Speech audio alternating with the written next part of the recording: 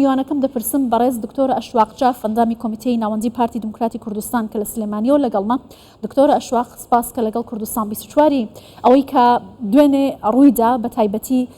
لە نێوان حەشدی شعبی و لەگەڵ هێزێکی دیکە کە هاتنە ناوەحیەی کۆلەجۆ، بۆچی ئەم ڕووداوانە دووبارە دەبنەوە؟ ئامانج لەم هەنگاوانە چییە؟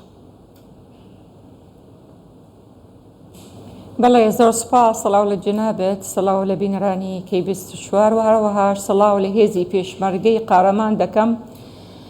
بەڕاستی خاڵێکی زۆر گرنگە دەبێت هەموو بیزانن ئەوەیە کە ئێمە هێزی پێشمەرگەی کوردستان شانازێکی گەورەیە بۆ کوردستانە، چونکە بەڕاستی ئەوەی لە مەحافلی نێودەوڵەتی و لە مەحافلی عێراقی هێزی پێشمەرگە بەوە ناسراوە کە هێزێکی فەرمیە بریاری مرکزی هەیە و هێزەکانی پێشمەرگە کارەکانیان بە شێوەیەکی میهەنی دەکەن و لە چوارچێوەی یاسا جێبەجێ دەکەن. بۆیە پەرلەمانی عێراق وەکو نمونەی دەهێنم کە داوایان کرد کە ئەو هێزە کە پەرلەمان دەپارێز بگۆڕدرێت بۆ هێزی پێشمەرگە، و لە هەمان کاتش تەجروبەیەکی سەلبی هەیە لەسەر ئەو هێزانەی کە تەشکیل کراون بەڕاستی کە بە قسە دەوترێت لە ژێر چتری وەزارەتی بەرگری عێراقا، بەڵام ئەوان زۆربەیان پابند نابن بە بریارەکانی وەزارەتی بەرگری عێراق. ئەوەشمان بینی لە ماوەکانی ڕابردوو بینیمان چەندەها جار ڕوبەڕوو بوونەوە دەبوو لە نێوانی جەیشی عێراقی و ئەو هێزانە کە بە وتە دەڵێن لە ژێر چتری وەزارەتی بەرگری، بەڵام لەسەر ئەرزی واقع ئەوان بریارێکی مرکزییان نییەوە، پابندی بریارەکانی مرکزی وەزارەتی بەرگری نابن، بۆیە ئەو حاڵەتەنە دروست دەبێت. ئەوەی کە دوێنێ ڕوویە بەڕاستی ژوورێکی عملیاتی مشترک لە دیالە هەیە بەبێ ئاگای ئەوانە کە ئەم هێزە جوڵاوە بەڕاستی لەم مەوزوع، یعنی لەو شوێنە نە بە ئاگاداری ئەم ژووری عملیاتە، نە بە ئاگاداری وەزارەتی پێشمەرگە، و هاتوون بۆ ئەم سونەرە کە هێزی پێشمەرگەی تایە، کەواتە بەڕاستی ئەمە یعنی پامێکی زۆر ترسناکە و ئێمەش پێیان دەڵێن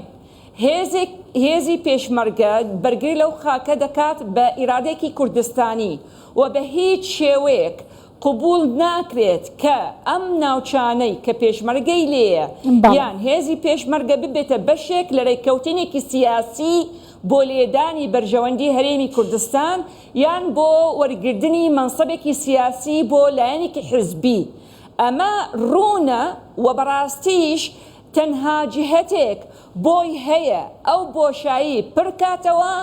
کە وەزارەتی پێشمەرگە. باشە، بەرز تاماشت بۆ کرد کە پەیامێکی مەترسیدار و ترسناکە. پەیامی پشتم جم و جۆڵەت چییە؟ مەترسیەکانی بۆ سەر هەرێمی کوردستان و داهاتووی ئەم پرۆسە سیاسیە چی دەبێت؟ خاڵێک کە زۆر گرنگە ئەماژەم پێکرد وتم ئێمە بەوە ناسراوین کە هێزی پێشمەرگە بریارەکانی مرکزیە. ئەمەی کە دوێنێ ڕوویاوە نەتیجەی ئەو کارانەی کە چەندەها ساڵ کاریان لەسەر دەکرد بۆ ئەوەی کە بەڕاستی یعنی پێ ئەوترێت بەعرەبی زەعزەعەی یەکریزی ئەم هێزەیە کە ئەمەش مەحاڵە، چونکە وەکو ئاماژەم پێکرد هێزی پێشمەرگە ئیرادێکی کوردستانی بەرگری لە خاک و نیشتیمان و هاوڵاتیان و ئاڵای کوردستان دەکات. ئەوەی ڕووی داوە دوێنێ دووباری دەکەمەوە پەیامێکی ترسناکە کە بەداخەوە هەندێک لایەن دەیانەوێ بدەن لەو یەکریزیە وەلەوانەیش بەشێک لە ڕێکەوتینێکی سیاسی بۆ یعنی بەدەستهێنانێکی منسبێکی سیاسی بۆ لایەنێکی حزبی دیاری کراوە. ئەمە قابل قبول نییە، چونکە وەکو ئاماژەم پێکرد یعنی پێشمەرگەی هەڵێکی سوورە دەبێت بە شێوەیەکی ئیرادەی کوردستانی بمێنێت و ئەم شوێنانە ئەگەر فەراغێکیشی ئەمنیتیایە هێزی پێشمەرگە بە ئەو هێزەی هاوبەش پڕیکاتەوە. چونکە بەڕاستی دووبارە دەڵێمەوە بە پێی دەستوری عێراقیش ئەوە هاتووە، بە پێی مادەی نۆش هاتووە، بە هیچ شێوەیەک هێزی سەربازی ئەگەر ئەوان فعلن وەکویان دەڵێن هەرچەند لەسەر ئازی واقع ئاماژەم پێکرد وان نییە کە لە ژێر چەتری وەزارەتی بەرگری ئەگەر بە یاساش لە ژێر چەتری وەزارەتی بەرگری عێراقی، بەڵام هەموو بریارەکانی وەزارەتی بەرگری عێراقی پابند نین ئەوان پێی. بۆیە بەبێ ئاگاداربوونی ئەو غورفەی عەملیاتی مشترەک ئەوان جوڵەیان باشە کەواتە فەرمان لەکوێ وەردەگرن ئەکرێت دەستێکی دەرەکیشی تێدا بێت پێم وایە قسەکە موازەحە پێم وایە ئەمە بەشێکە لە ڕێکەوتنێکی سیاسێکە بە هیچ شێوەیەک بە پێ دەستوری عێراقی ئەوە ڕێگە نادات چۆ هێزی سەربازی بەکار طبعا بە پێمەدەی دەستوری عێراقی واضحە طبعا بەشی یەکەمی دەڵێت دەبێت هەموو یعنی هێزی عێراقی لە هەموو مکەویناتەکانی پێکاتەکانی عێراق لە بێشی دووهەمی باسی ئەوە دەکات کە نابێت تۆ هێز بجیڵێنی بۆ یەکلایکردنەوەی پرسێکی سیاسی یان تەداولی سوڵتەیە من دەڵێم پەیامەکەشم ڕوونە جوڵەکردن بەو هێزە بەشێک لە ڕێکەوتنێکی سیاسی بۆ لێدانە لە بەرژەوەندی هەرێمی کوردستان و بەدەستهێنانی پۆستێکی سیاسی بۆ لایەنێکی دیاری کراوە. باشە چی دەتوانێت ئەم ڕێککەوتنە سیاسیە بوەستێنێت هەرێمی کوردستان چۆن دەتوانێت مامەڵە لەگەڵم دۆخی ئێستا بکات هێزی پێشمەرگە لەوێ پاشەکشەی بۆ هێزانە کردو بەڵام ئەوەی لەسەر هەرێمی کوردستانە چییە؟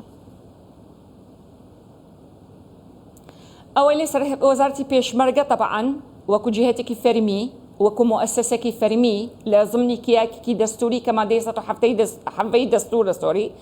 دەبێت ئەو فەراغە کە ئەوان بە بیان و ئەو فەراغە هاتوون پریکاتەوە بە هێزی مشتەرەکە سەر بە وەزارەتی پێشمەرگەیە خاڵی دووهەمش بەڕاستی پەیوەندی لەگەڵ وەزارەتی بەرگری عێراق چکە بەڕاستی ئەم هێزانە بەبێ ئاگاداربوونی ئەو ژوورەی مشتەرەکە کە تەشکیل کراوە جوڵەیان کردووە دەبێت مووقفێک وەربگرێت و خاڵێکی کە زۆر گرنگیشە کە ئاماژەم پێکردمن هێزی نێودەوڵەتیش چاودێری ئەو جوم و جوڵانە دەکات چاودێری پرۆسەی سیاسی عێراقی دەکات و هەروەهاش وەکو ئاماژەم پێکرد ڕاستە ئێمە هێزی 78مان هەیە بەڵام ئەمە سەر بە وەزارەتی پێشمەرگەیە و چاکسازی تیا ئەکرێت و سەر بە وەزارەتە کەواتە تەنها وەزارەت دەتوانێت فەرمانیان پێ بکات نەکو لایەنێکی سیاسی دیاری کراو دەبێت ئەمانە هەمووی لە ئێستاکاری لەسەر بکرێت و بەڕاستی وەکو ئاماژەم پێکرد ئەو جومەجوڵی کە پەیامێکی ترسناکە چۆن کاریان لەسەر نەهێشتنی یەکریزی ماڵی کورد و موچەی پێشمەرگان ڕێگری لە پێدانی موچەی پێشمەرگە تەجهیزی پێشمەرگە دابینکردنی پێداوەستیەکان چۆن موچەی خەڵکی کوردستان بە بڕیارێکی شەفەهیان بڕی ئەمانە هەمووی خاڵ بە خاڵ کارتی فشارەکان زیادەکان لەسەر کوردستان بۆیە هەنگاوێکی زۆر گرنگە کە ئاماژەم پێکرد وەزارەتی پێشمەرگە دەبێت لەگەڵ وەزارەتی بەرگری عێراق هەماهەنگێکی باشی هەبێت و هەروەهاش بەڕاستی لەگەڵ ئەو ژووری مشتەرەکە دەبێت کار لەسەر پڕکردنەوەی ئەو شوێنە ئەو بەڵوانە کە جەنابەت ئاماژێت پێکرد دەست بەکارە بن دەبێت هێزێکی مشتەرەک سەر بە وەزارەتی پێشمەرگە. باشە دکتۆرە ئەشواق لە کۆتایشتامەوە بپرسم کاتێ دوێنێ و ڕووداوانە ڕوویدا وەکو ڕووداوەکانی 16 ئۆکتۆبری 2017 دەهاتەوە بەبیری خەڵک ئێستا شەپارودۆخی و ناوچانە ئەبینین لەو کاتەوە تا ئێستا چۆنە بۆچی ئەمە جارێکی دیکە ڕوو بداتەوە لە بەرژەوەندی چ لایەنێکدایە؟ دووبارە دەڵێمەوە بە پێی دەستور نابێت بە هیچ شێوەیەکی هێزێکی سەربازی بەکاربێنێت بۆ یەکلایکردنەوەی پرسی سیاسیان تەداولی سوڵتەیە ئەمە ئەسڵەن پێشلکاری دەستورە لە 16 ئۆکتۆبەر کرا لەلایەنی حکومەتی عێراقیە و ئێستش لەلایەنی هێزێکی چەکداری بەکارهێنراوە بەبێ ئاگاداری ژووری ئەوە یەک دووش بەڕاستیش ئەمە جێگەلەوەی کە پێشلکاری دەستورە پێشلکاری مافی خەڵکی کوردستانیشە بەڕاستی پێشلکاری مافی پێشمەرگەیە پێشمەرگە ئیرادێکی کوردستانی هەیە هێزێکی کوردستانیە و بە هیچ شێوەیە قبولی ناکات لە بەرژەوەندی هێزی